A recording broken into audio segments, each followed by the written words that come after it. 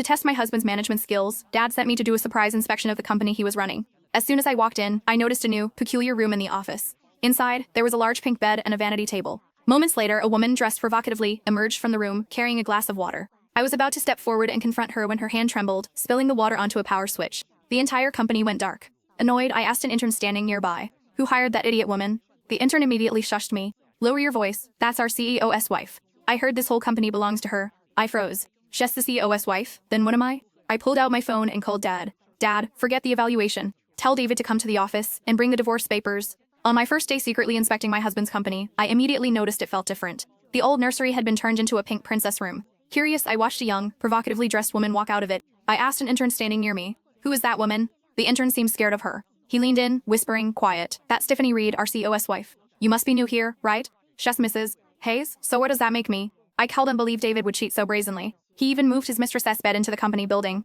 The intern sighed and continued, "She usually just stays in the private room, Mr. Hayes gave her, playing games or watching TV. She doesn't really interact with us. Mr. Hayes must be out for a meeting today, and no one's around to entertain her, so she came out to play." His words made my head buzz. Her private room, the one with the huge pink bed, this is a company, not a resort. I tried my best to control my anger. The intern shook his head and said, "What can we do? Our CEO just dotes on his wife." He saw the look on my face and asked with concern, "Are you okay? You look terrible." I forced a smile. "I'm fine, just a little surprised. It's certainly an I-opener to see someone like that in a company." The intern gave a wry smile and shrugged. "You'll get used to it. She doesn't really do anything harmful. We just have to tolerate it and pray she gets bored and goes back to her room." I didn't say anything more.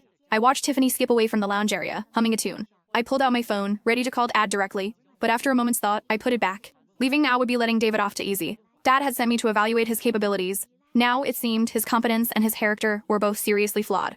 I wanted to see just how ridiculous this company had become under his management. I straightened my clothes and walked to the reception desk. "Hi, I'm Ashley Miller from corporate, here for a project review. Could you please arrange a temporary workstation for me, somewhere quiet if possible? Also, this inspection is internal, so I prefer Mr. Hayes doesn't know I'm here." The receptionist nodded respectfully. I walked into the office area, found a corner desk, and settled in, my gaze fixed on Tiffany, who was not far away. She was holding a glass of water, curiously studying a fire alarm button on the wall, seemingly debating whether to press it.